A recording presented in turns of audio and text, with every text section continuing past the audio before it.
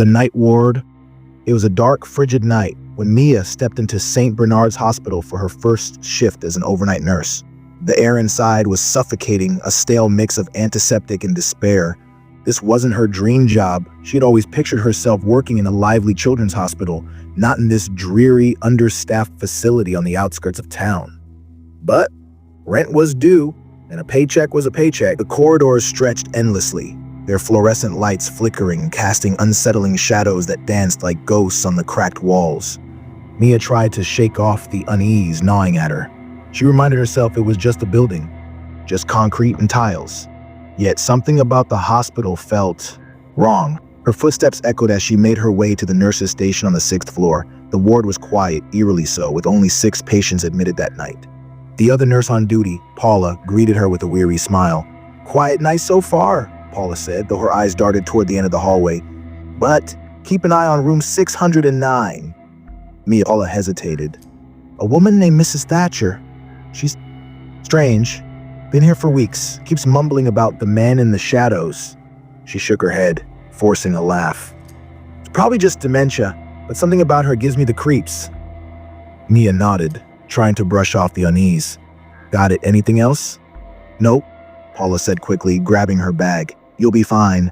Call me if you need anything." And with that, Mia was alone. She pushed open the door and was immediately struck by the icy cold inside. The room was dimly lit by a single lamp, casting long shadows across the walls.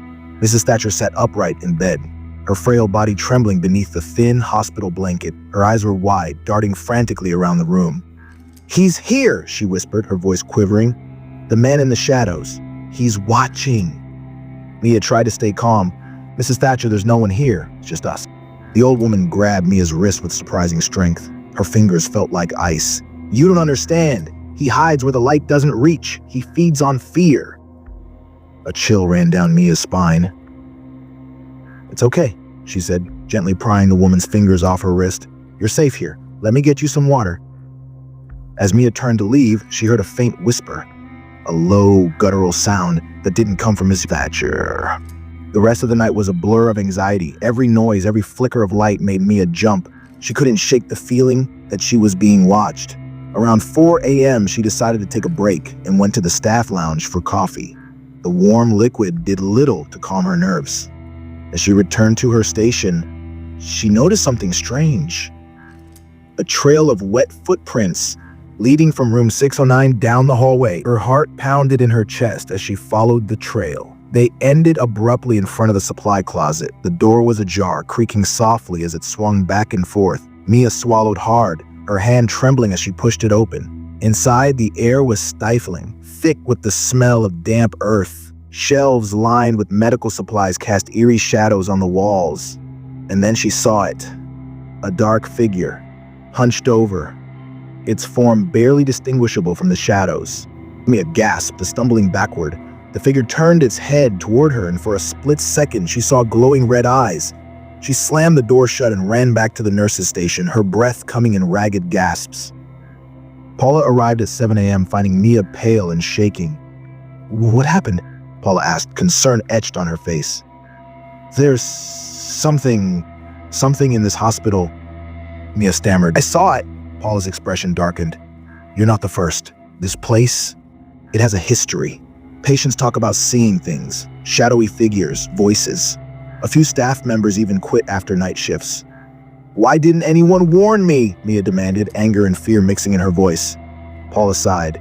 "Because most people think it's just stories, the mind playing tricks in the dark."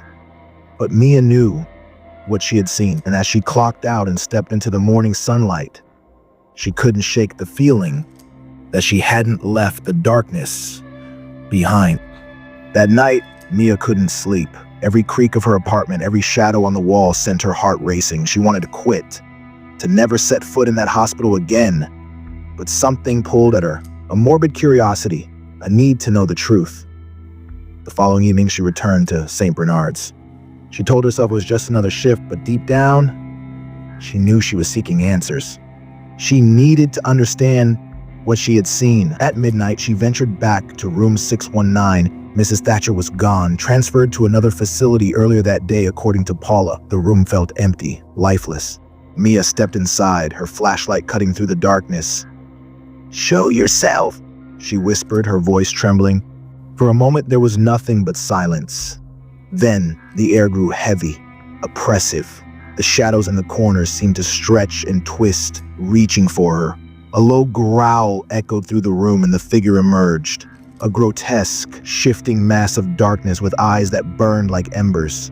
Mia stumbled backward, her flashlight flickering. The creature loomed over her, its presence suffocating. She felt its cold breath on her skin, heard its voice in her mind, a cacophony of whispers and screams. "Fear," it hissed. "I feed on your fear."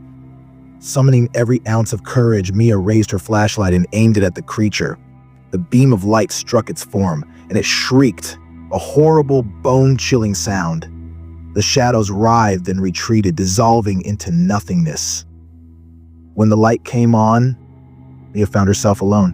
The room was empty, the air still. Hospital, but something inside her had changed. She no longer feared the shadows. She had faced the darkness and survived. But sometimes late at night, when the hospital was quiet and the lights flickered, she couldn't help but wonder, was it truly gone? Or was it still lurking, waiting for the next soul to succumb to fear? Mia's hands would tremble slightly as she gripped her pen or adjusted a patient's IV. The memories wouldn't leave. And the silence was never just silence anymore. She had stared into the abyss, and though she had survived, she knew it was still staring back. Thanks for watching. Please subscribe my channel for more videos.